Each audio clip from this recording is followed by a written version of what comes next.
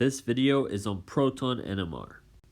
As briefly touched in the previous video, in the presence of a strong magnetic field, we can obtain a signal from atoms such as protons.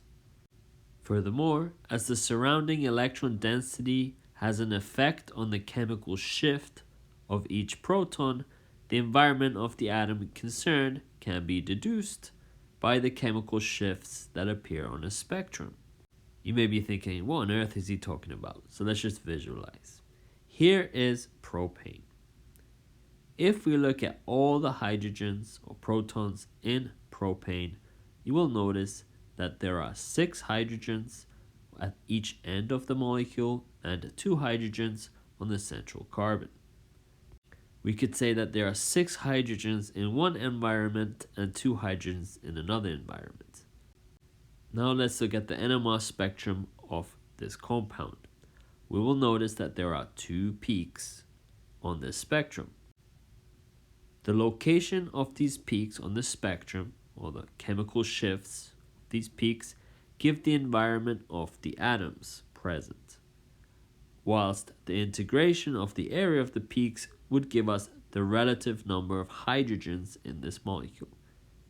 If we were to integrate these peaks, we would find that the ratio is 3:1, which corresponds to the 6:2 ratio of different hydrogens in this molecule.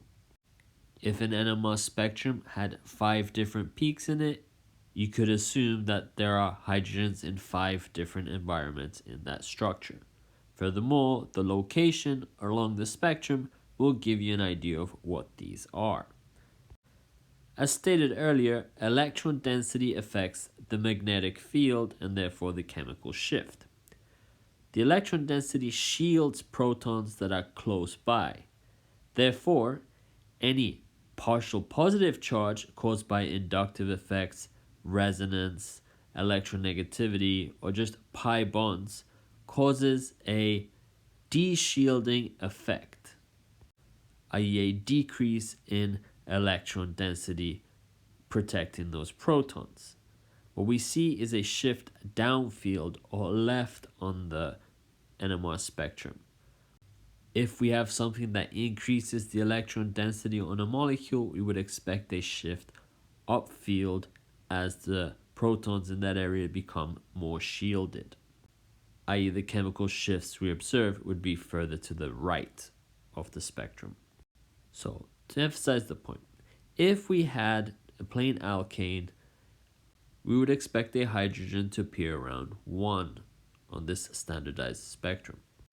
If we then took an alcohol and looked at the hydrogen attached to the carbon bonded to the oxygen, this shift would be around 2.5. It is becoming de-shielded. Why? Because the electronegativity of the oxygen is making that carbon more partially positive.